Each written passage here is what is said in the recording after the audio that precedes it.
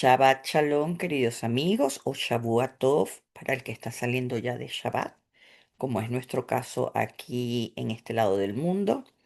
Hoy nos toca estudiar dos parashá nuevamente, Ahareimot Kedoshim, cuando ya saben que cuando hay dos parashot juntas, eh, tenemos como doble tikkun que confrontar en la semana, como como una energía un poco más intensa de lo normal para las cosas que estamos corrigiendo en nuestra vida, para las cosas cuando nos estamos sanando de nuestros dolores, de nuestras heridas, de nuestros traumas, etcétera, etcétera, etcétera. Cuando hay dos parashat juntas, hay como más fuerza para hacer eso. ¿Ok? Entonces, vamos a comenzar con la parashá Ahareimot, que dice, y habló a Moisés después de la muerte de los hijos de Aarón. Ahareimot quiere decir después de la muerte. ¿Ok? Y por eso nos está hablando aquí. Si la parashá se llama Hareimo Kedoshin, nos está hablando de la santidad del Kedoshin, del Kadosh, después de la muerte. ¿Ok? Pero ya se van a dar cuenta que eh, no es solamente a el aspecto de muerte del cuerpo físico que se refiere. Entonces, habló a Moisés después de la muerte de los dos hijos de Aarón, quienes murieron cuando se acercaron demasiado a la presencia de Hashem.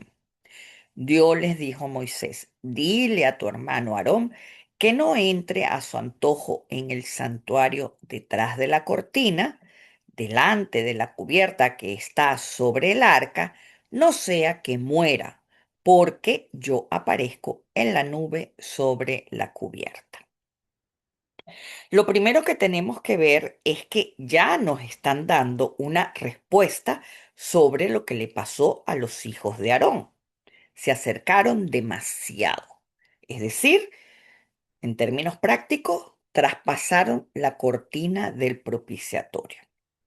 Lo primero que tenemos que entender es que si hay instrucciones precisas para hacer algo, una receta de cocina, algo, tienes que seguirlas, porque si no, no te va a salir como está previsto que las cosas te salgan. Eso es lo primero que hay que entender. La pastelería, por ejemplo, es una ciencia exacta. Se trabaja con un peso. Si te dice 20 gramos de azúcar, es 20 gramos de azúcar. Si pones 21, ya estás modificando la receta y las cosas no te salen como te deberían de salir. ¿Ok? Y eso hay que metérselo a todo, mis amigos. Nosotros aquí, en esta dimensión, trabajamos bajo reglas. Este es el mundo de las reglas, de las leyes, de las instrucciones. Y si nosotros nos salimos de ese marco, pues las cosas se desordenan. Entonces, no vamos a juzgar por qué los hijos de Aarón traspasaron la cortina, ya eso lo hablamos, pero esta advertencia es para todos. No busquemos luz directa. En el momento del Simpson se produjeron dos contracciones, mis amigos. Una llamada Aleph y la otra llamada Bet. Eso nos lo explica el Arizal. ¿Por qué? Porque cuando Dios decidió crear al mundo, tuvo una potencia tan enorme que pulverizó todo a su paso. Yo lo comparo como cuando uno está jugando bowling. Tienes la pelota y tienes tus pins. Si tú lanzas la pelota con demasiada fuerza, no vas a tumbar nada más los pins, los vas a romper todos. Bueno, algo así pasó en el Samsung Aleph. La vasija no lo aguantó. Pero como la inteligencia creadora es fantástica, ella aprendió a medir su propia fuerza, aprendió a dosificarse a sí misma. Y es cuando crea los filtros llamados Sefirot que reducen la intensidad de su volumen para poder ser contenida. Es por esto que en Cábala aprendemos que el propósito de Dios al crear fue conocerse a sí mismo. En principio, él no conocía su fuerza. Para él era normal. Estoy antropomorfizando, pero es para que se entienda. Para él era normal porque esa era su fuerza. Cuando él vio lo que pasó, dijo, ups, me recojo nuevamente, una segunda contracción, y luego se empieza a dosificar por capas, taj, taj, taj, hasta que llega a la manifestación. De hecho, Esra dice que esto de acercarse sin ver a Dios era tan vital que Aarón solo podía pasar con el incienso cuando hiciera tanto humo como para no distinguir entre el humo del incienso y la nube de gloria que estaba sobre el arca. Es decir, no podía ver, la nube del incendiario tenía que ser tan espesa como para no poder ver la nube del arca, porque en esa nube estaba la presencia divina. Y nos dice en Levítico 16:13, él pondrá el incienso en el fuego delante de Dios, de manera que la nube de incienso cubra la capa que está sobre el arca para que no muera. ¿Ok? Porque sabemos que Dios le había dicho a Moisés que a ningún ser humano, mientras esté conectado a su cuerpo, se le concede el privilegio de tener una imagen visual de la esencia de Dios. Y esto se lo dije en el Homer. La antropomorfización tuvo un objetivo en un momento de la historia, pero ya caducó. El mandamiento de la no idolatría es prácticamente la base del monoteísmo. Entonces, ¿qué sucede, mis amigos? Cuando aquí nos están hablando de tener una imagen visual de la esencia de Dios, nos están hablando, cuidado, con todo lo que idolatras. Porque si idolatras el dinero, tú estás poniendo una imagen visual de la esencia de Dios. Si idolatras a un toro, como fue el caso del becerro de oro, estás poniendo una imagen visual de la esencia de Dios, porque es a esa imagen a quien le estás dando el poder de lo divino. Entonces, esto causa a Harei Mod es una separación, una ruptura con lo divino. ¿Por qué? Porque lo divino es energía de vida. Cuando te cortas de eso, eso es lo que se llama muerte. Y no necesariamente se trata de muerte física. Se trata de desconexión de la verdadera fuente que está por encima de toda la forma, que está por encima del Dios bíblico, entendiéndose que el Dios bíblico está personificado, está por encima de todo eso. ¿Ok? Quiero que eso lo tengan bien claro, porque eso es fundamental para cuando nosotros hacemos un trabajo de soltar. Porque si nosotros tenemos una imagen de Dios limitada, no terminamos soltando nunca. Cuando uno dice suelta, estás como sumergida en un océano de nada y allí te abandonas como si estuvieras flotando en el mar muerto. Nunca te vas a hundir, nunca te vas a ahogar, pero estás ahí y sueltas. Ese es el concepto de soltar, mis amigos. Pero la limitación que tenemos con respecto a lo divino limita también ese aspecto del soltar, aunque creamos que estamos soltando. No sé si se entiende. Tú puedes decir, no, yo suelto, yo lo entrego. Pero es que si tú en tu mente no tienes una conciencia del estado de la divinidad real, que está más allá de la forma, más allá del cosmos, más allá de todo lo creado, entonces tú misma te pones límites. Y la expansión de la conciencia pasa por tratar de expandir nuestra comprensión sobre lo limitado, mis amigos. ¿Ok? De hecho, en Éxodo 33:20 nos dice, y dijo, no podéis ver mi rostro, porque ningún mortal puede verme y vivir. Entiéndase vivir a la conexión con el árbol de la vida. ¿Ok? Entonces, este versículo aparece en el contexto donde se expresa la imposibilidad de la percepción directa de lo divino en su totalidad. No se refiere solo a ver físicamente, sino a una idea más profunda. Panay, el rostro, representa la esencia más directa y absoluta de la divinidad. La pregunta es por qué el rostro tiene ese peso teológico en el texto bíblico. Porque del cuello para abajo, mis amigos, somos inidentificables. Es decir, del cuello para abajo somos todos iguales, a simple vista. Obviamente que tenemos huellas dactilares diferentes, pero ¿de qué manera nos identificamos? Por nuestro rostro y por nuestro nombre.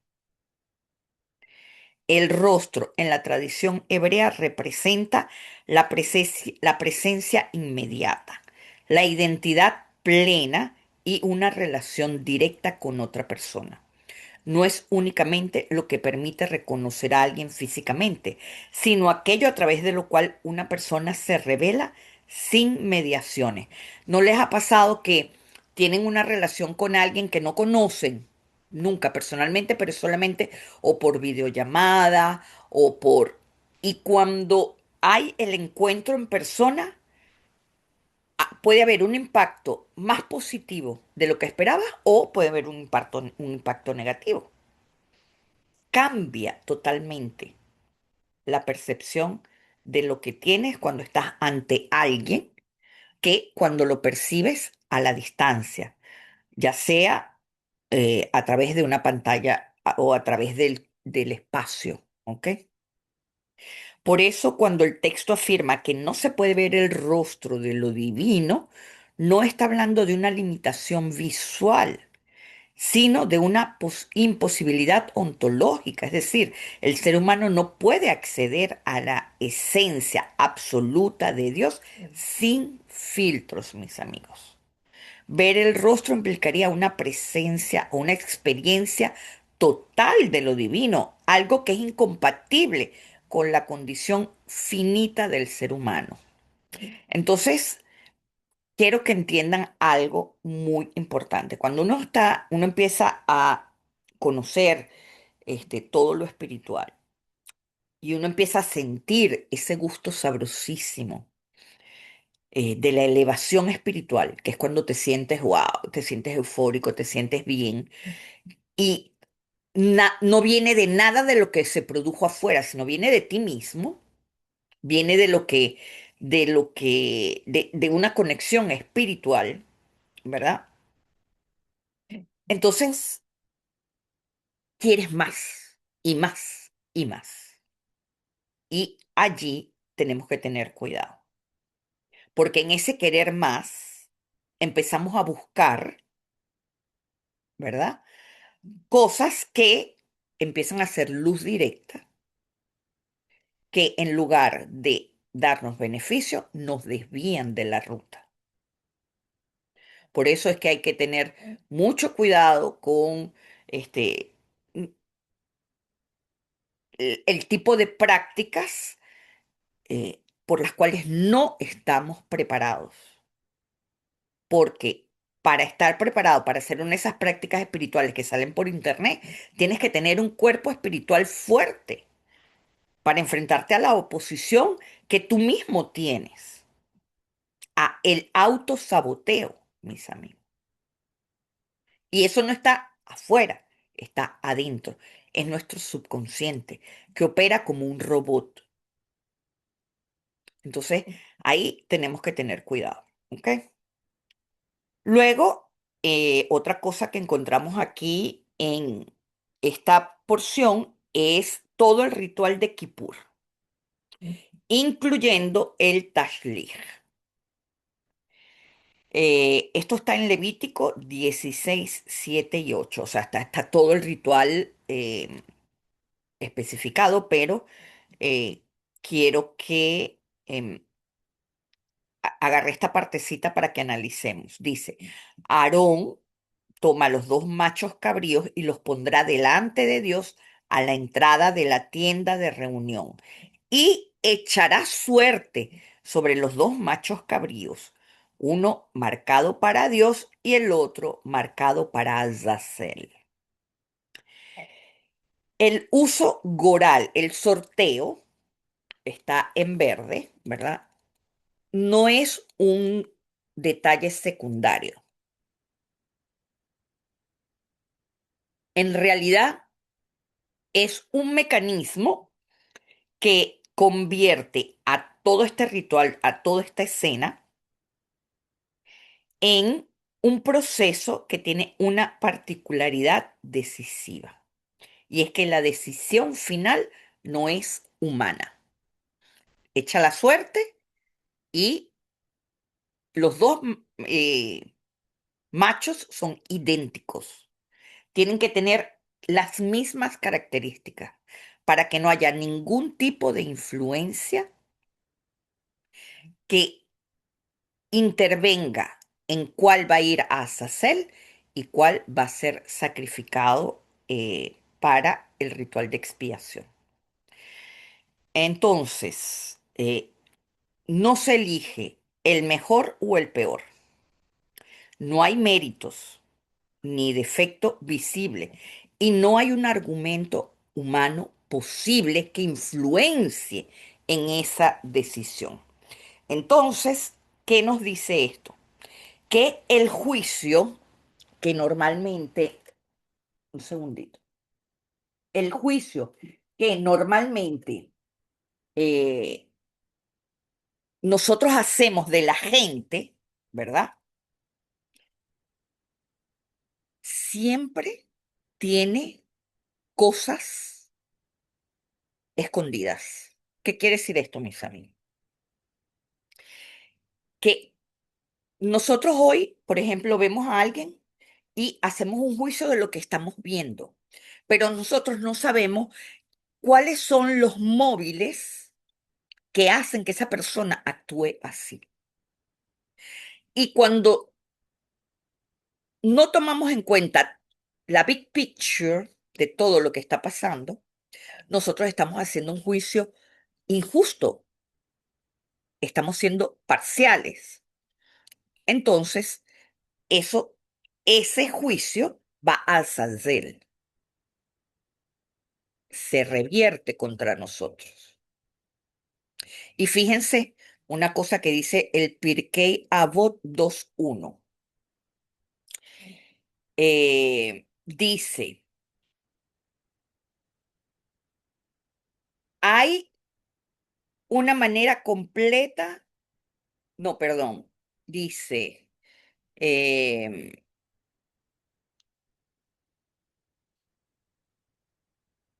hay algo que está encima de ti, un ojo que ve, un oído que escucha y todas tus acciones son escritas en un libro. A primera instancia pareciera un lenguaje religioso, de ojo, mosca, ¿verdad? Pero en el contexto más profundo, eh, sabemos que esto no está describiendo literalmente un ojo en el cielo o un libro físico en donde se anotan cosas. Está construyendo una imagen para hablar de algo metafórico que hoy podríamos llamar responsabilidad total de nuestra vida interior y exterior. El ojo que ve no apunta solo a lo que los demás podrían descubrir de ti, sino a la idea de que nada queda realmente fuera de la percepción de la realidad, mis amigos. Incluso lo que hacemos en privado, lo que se decide cuando nadie nos observa, eso no queda en el vacío, no desaparece. Hay un ojo que todo lo ve. Ahora, fíjense lo que dice el Arizal. El Arizal dice que el ángel de la muerte es una entidad llena de ojos. Y cada vez que emites un juicio, cada vez que haces una transgresión, se abre un ojo del ángel de la muerte y se cierra un ojo de tu conciencia. Nuestro trabajo tiene que ser en invertir ese proceso, porque cada vez que se abre el ojo de tu conciencia, se cierra el ojo del Yetzer Hará. Fíjense qué interesante. Y de este ojo podemos relacionarlo que es así. Entonces, eso que nosotros hacemos cuando nadie nos ve, eso que pensamos, que decimos, que creemos que nunca nadie lo va a saber, forma una estructura, nos define, mis amigos.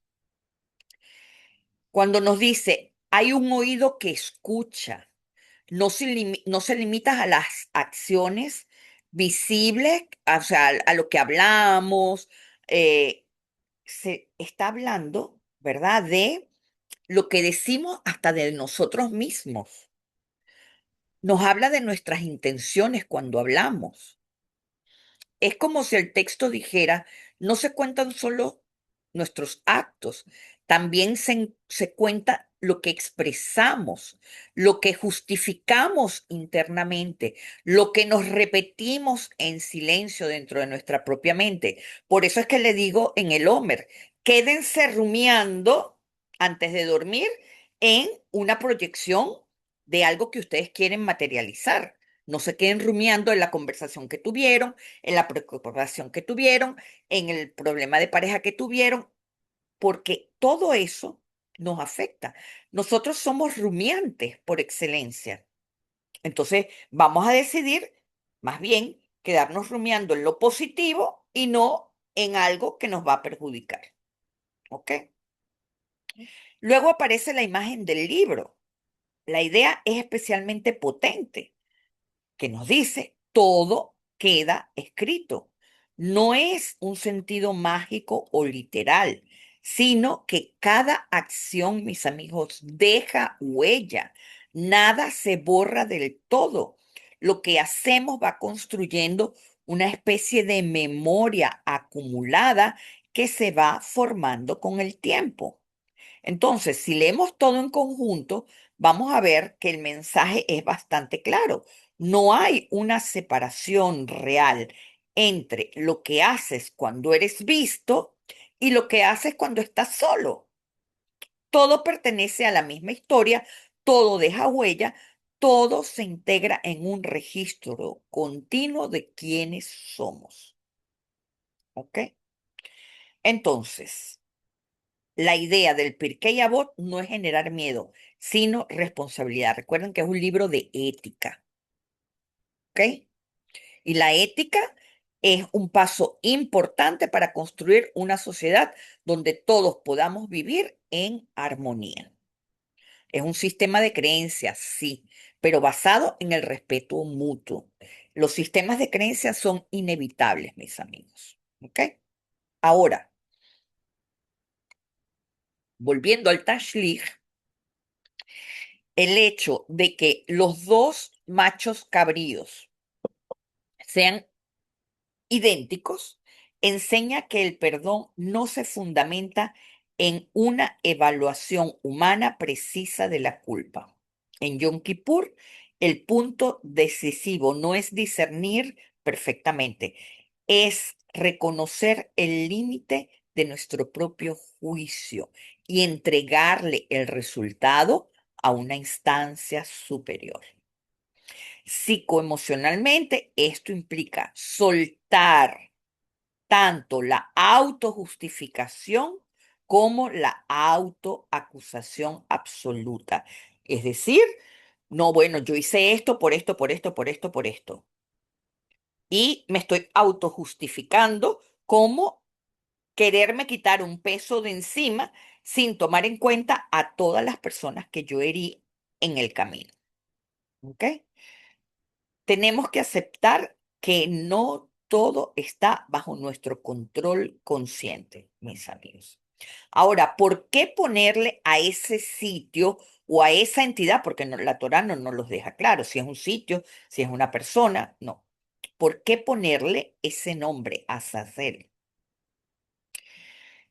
Azazel no sugiere solo un lugar físico. Ese nombre se puede dividir en dos partes. Asaz, que quiere decir dureza, y él, que quiere decir Dios. Entonces, Azazel podía representar el lado que recibe aquello que acusa al ser humano. Es nombrar uno de esos paquetes que hemos guardado en nuestro subconsciente, que lo hemos querido evadir u olvidar. Cuando nos damos cuenta, mira, soy controlador, lo estoy metiendo en un paquete para que no crezca más de lo que crece si no me doy cuenta de que lo tengo. ¿Comprenden? Cuando yo me doy cuenta de una de mis heridas, del por qué la tengo, de dónde viene, yo le pongo un nombre, le estoy metiendo en un paquete y de ahí no puede crecer más. El paquete lo define, el nombre lo define. Por eso yo siempre les digo, nombrar nuestra herida es importante. ¿Por qué? La estamos limitando y eso no se desborda más allá del límite que le ponemos. Por eso es necesario reconocer nuestros errores. Esto de evadirlo, de ocultarlo o de olvidarlo, lo que va a hacer es postergar el proceso, pero no lo elimina, mis amigos. El tashlich es una práctica que se realiza tradicionalmente durante Rosh Hashanah, que sustituye a ese ritual que antes se hacía con los machos cabríos. Y el tashlich consiste en acercarse a un cuerpo de agua, como un río, el mar o una fuente que corra, ¿verdad? Para realizar un gesto simbólico de arrojar aquello que queremos dejar atrás. A simple vista puede parecer un acto sin importancia, pero desde la mirada cabalística encierra un proceso interno mucho más profundo. El agua para la cábala no es solo un elemento físico, sino que representa la energía de Gesed, que es la expansión, que es la misericordia, que es la capacidad de disolver lo rígido. Por eso se elige el agua, porque simboliza la posibilidad de soltar, de suavizar aquello que se ha endurecido, que es el hasás. Ese hasás se ha endurecido dentro de nosotros durante el año, porque no podemos ser más duros con nosotros mismos. O sea, somos más duros que el mismo Yetzer Hará. O sea, el Yetzer Hará nos tiene como aliados, pues. Entonces, el acto de arrojar los pecados, entre comillas, no debe entenderse literalmente, sino como un trabajo de conciencia, mis amigos. No se trata de eliminar algo externo, sino reconocer dentro de uno mismo los patrones, los pensamientos y las emociones que ya no ayudan en nuestro crecimiento. Al identificarlos, se abre la posibilidad de transformar. Ahora, la pregunta es, ¿por qué eso se hace con pan? ¿Acaso eso impacta en el sustento? ¿Nuestros pecados impactan en el sustento? Evidentemente que sí, pero el pan no representa solamente el beneficio material, representa todo nuestro bienestar corporal, todo lo que incluye relaciones, salud, amigos, pareja, todo. Por eso es que se toma el pan, porque el pan es lo que sustenta, entre comillas, el símbolo de lo que sustenta nuestra vida en este planeta, en este mundo, ¿ok? Él representa lo que sostiene nuestra exigencia cotidiana, vamos a decirlo así. Entonces, cuando lo arrojamos, cuando lo sacudimos, ¿verdad? Estamos como lanzando eh, todas esas tensiones, esas inseguridades que tenemos por dentro. Y por supuesto, lo material está incluido dentro de todo eso. Pero en verdad, a nivel cabalístico, el pan no es el centro del proceso. El centro del proceso es ordenarle al subconsciente que no puede encapsular lo que duele. El subconsciente tiene que dejarlo salir. Y cuando lo lanzamos al agua, lo soltamos. Esa imagen de un océano infinito en donde podemos abandonarnos es la imagen que tenemos que hacer cuando hacemos el Tashlich. ¿Ok? Entonces, el sustento no se entiende solo como dinero o recursos, sino como el flujo de energía vital que depende de nuestro estado interno. Cuando hay miedo, cuando hay ansiedad, cuando hay desconexión, ese flujo se contrae, mis amigos. Entonces viene el susto, la ansiedad, la angustia, el malestar. Tenemos que decontracturarnos, ¿ok? Ahora vamos a ver algo muy interesante que está en Levítico 18:8, 18:10 y 18:15. ¿Por qué se los puse así? Porque fíjense cómo se diferencian los versículos. Dice el 18:8, no descubras la desnudez de la mujer de tu padre, pues es la desnudez de tu padre. O sea, si tú descubres la desnudez de la mujer de tu padre, estás descubriendo la desnudez de tu padre. En el 10 dice, no descubra la desnudez de la hija de tu hijo, ni de la hija de tu hija, porque tuya es su desnudez. Y en el 15 dice, no descubras la desnudez de tu nuera, ella es la esposa de tu hijo, no descubrirás su desnudez. Vean que hay una implicación primero personal y luego se va extendiendo hacia el resto de la familia. Erva eh, es la palabra que se utiliza para decir desnudez. eh, no significa solamente desnudez como quitarse la ropa. Implica exposición inapropiada, vergonzosa o peligrosa. Cuando una persona humilla a otra, la estás desnudando y la está poniendo en vergüenza delante de la gente. ¿Ok? Entonces, si leemos estos versículos seguidos, nos da la impresión de una lista de prohibiciones concretas que giran siempre alrededor de la misma expresión, no descubrir la desnudez. Pero aquí no nos está hablando solamente de sexualidad, sino de límites y pertenencia, mis amigos. Fíjense algo. Estos versículos me hicieron pensar en algo que he visto tan común con tanta gente que hablo y es el abuso de índole sexual. Y es más común de lo que pensamos. Yo les invito a que investiguen dentro de sus familias.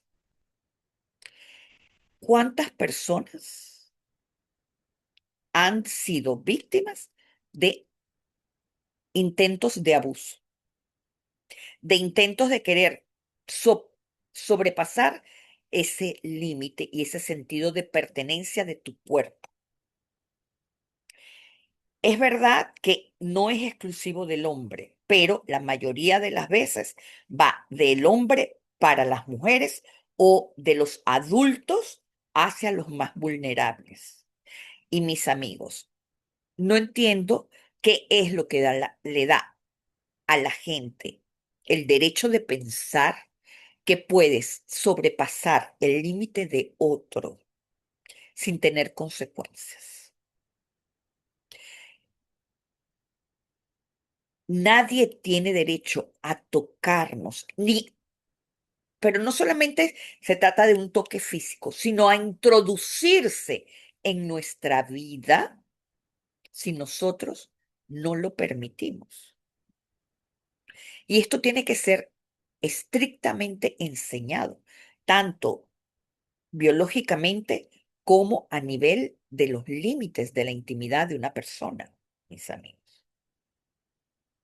Entonces, el texto nos está diciendo que no todo está accesible para nosotros.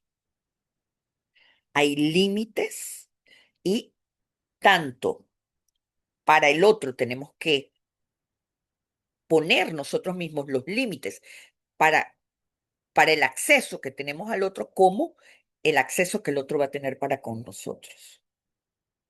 Nosotros tenemos que tener un sentido de pertenencia estricto sobre nuestra vida, nuestro cuerpo y nuestra intimidad, mis amigos. Y eso es muy importante, porque cuando a uno lo abusan,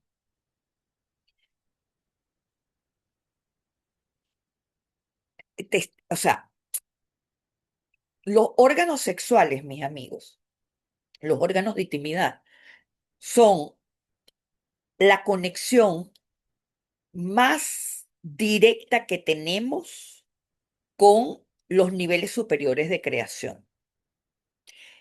El útero, la próstata, todo lo que es el órgano de eh, conexión sexual, Yesod, ¿verdad? Son la puerta de entrada para los niveles superiores. Todo lo que pasa allí nos marca muchísimo en nuestra psique, en nuestra memoria, en nuestro derecho a abrir o cerrar puertas. Es tremendo, mis amigos. Por eso uno con los hijos tiene que tener mucho cuidado. Y con uno mismo también.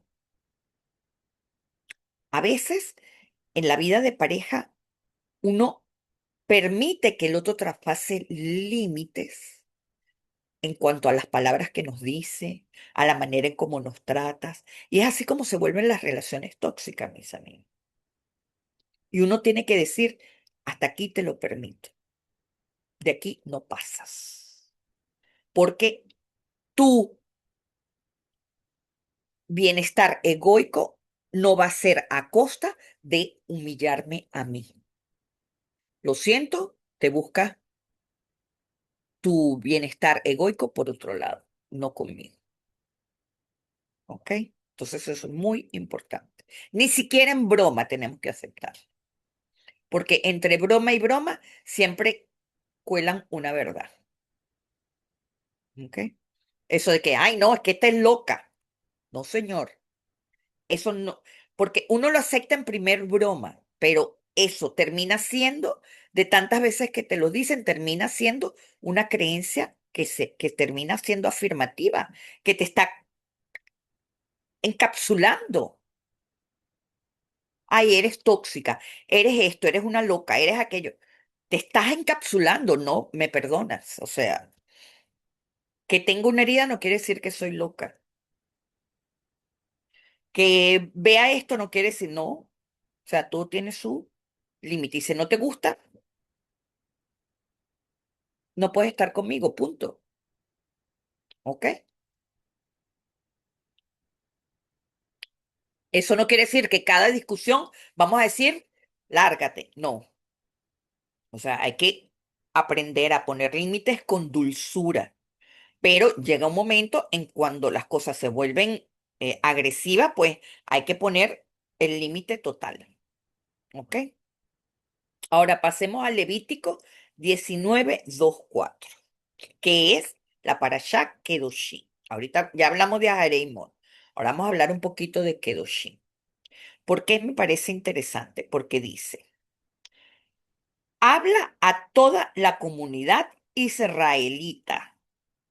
Aquí no está diciendo los Bene Israel, no está diciendo al pueblo, no, a toda la comunidad israelita, es decir, a todos los que están buscando identificarse con su luminoso, con su Tiferet. Dice, seréis santos porque yo, el Eterno, vuestro Dios, soy santo. Es decir, fuimos creados a imagen y semejanza del Creador. Seréis santos es una orden, porque yo, el Eterno, vuestro Dios, soy santo. Cada uno de vosotros reverenciará a su padre y a su madre y guardará mis sábados. Yo soy el Eterno, soy vuestro Dios. Y no recurráis a los ídolos, ni os hagáis dioses de metal fundido. Yo, el Eterno, soy vuestro Dios. ¿Qué nos está diciendo estos primeros tres versículos? Aquí vemos, ¿tú quieres ser santo? No tienes que meditar con letras hebreas, no tienes que hacer gran cosa. Haz esto. Guarda reverencia, honra a tu padre y a tu madre, guarda mis sábados y no hagas ídolos. Ahora, ¿de qué se trata el Shabbat? Porque de todo esto ya hemos hablado de los ídolos, ya hemos hablado de el padre y la madre, que a la vez es la referencia de la transposición de Jochma Binah del padre y la madre cósmico, ¿verdad? Entonces, uno tiene que honrar a sus padres como si ellos representaran a la Jochma y a la Binah. De eso se trata. Entonces, eh, ¿de qué se trata el Shabbat? Se trata de santificar al tiempo, mis amigos, que es una manera de reorganizar la experiencia humana desde adentro. La clave está en que el espacio y el tiempo no se posee, no lo puedes controlar, no lo puedes agarrar, lo habitas. Y cuando lo consagras, entonces transformas la manera en la que vives tu experiencia de vida dentro de esta dimensión espacio-tiempo. Pero hay un beneficio psicológico muy concreto. Al separar un tiempo con límites claros, sin dispersión constante, se crea una pausa del ruido mental. Hoy estaba hablando con unas amigas y todas coincidíamos en que el Shabbat es una necesidad. Una vez que uno lo empieza a practicar, esto de bajar el ruido mental, de tener ese momento de calma, ya pasa a ser una necesidad que el alma te reclama, mis amigos. ¿Por qué? Porque eso regula nuestro sistema nervioso, baja nuestra ansiedad, ordena el pensamiento, permite procesar emociones que durante la semana quedan atrapadas en el fondo de nuestra experiencia subconsciente. Entonces, no es casual que el Shabbat sea algo terapéutico. Funciona como un reinicio profundo juntado con un momento cósmico, porque en, en los islámicos guardan el viernes, los cristianos el domingo, pero el Shabbat judío tiene la particularidad que sigue un momento cósmico. ¿De qué se trata? De que la radiación de Saturno eh, impacta directamente sobre nuestro planeta. ¿Por qué? Porque el Shabbat viene siendo como la culminación de todos los procesos naturales internos y luego es como la mamá que viene a abrazarnos, que nos ha protegido de todo lo que, de las caídas que tuvimos, nos ha levantado, nos hace la comida, nos deja vivir, pero al final viene y tenemos siempre un refugio en ella, ¿verdad? Otra cosa importante que sucede en Shabbat, y es que cuando el tiempo se santifica, mis amigos, cambia la calidad del vínculo que uno hace con los demás. Te vuelves más sereno, abres más tu oído a la escucha del otro, tienes un encuentro real porque no estás con el teléfono, no estás con la televisión, estás escuchando, estás viendo, no tienes la presión de la productividad.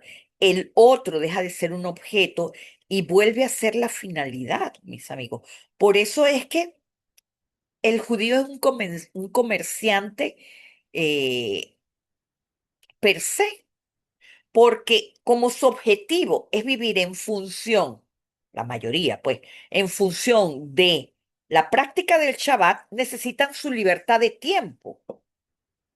Y eso es santificar el tiempo. Luego, también la ética. El tiempo santificado nos exige una coherencia interior. Es decir, en el Shabbat nos obligamos a hacer una pausa en nuestros resentimientos, en nuestros hábitos, en nuestros impulsos, ¿verdad? Como tienes que cambiar algo, es el día en el que no vas a prender las luces o es el día en el que vas a hacer las cosas de manera diferente. Es un entrenamiento moral, mis amigos. Y entonces, cada semana tenemos una nueva oportunidad de alinear lo que hacemos con lo que valoramos. Por eso es que cada quien se pone sus límites en el Shabbat, ¿ok? Luego, eh, en la tradición del judaísmo se dice que el Shabbat es un anticipo del mundo venidero. Y esto no tiene que leerse en forma teológica. Se trata de experimentar por unas horas una forma de vida donde no todo está determinado por el consumo. Ese contacto con algo que no es instrumental reorienta nuestro deseo hacia algo más trascendente, hacia un profundo eh, deseo de libertad, mis amigos. Entonces, santificar el tiempo no añade algo más a la vida, cambia la estructura misma de cómo se vive, ordenamos nuestra mente, humanizamos los vínculos, afinamos ética, nos organizamos, tenemos la casa ordenada y todo eso va creando una sinapsis en nuestro cerebro que nos va ayudando a evolucionar, a ser mejores personas cada día, mis amigos. ¿Ok? Entonces, tenemos que saber que para atraer a la Shejinah, para ser santos, debemos purgar de nuestro interior el odio, el rencor, la ira, la envidia, nuestras heridas, nuestros dolores.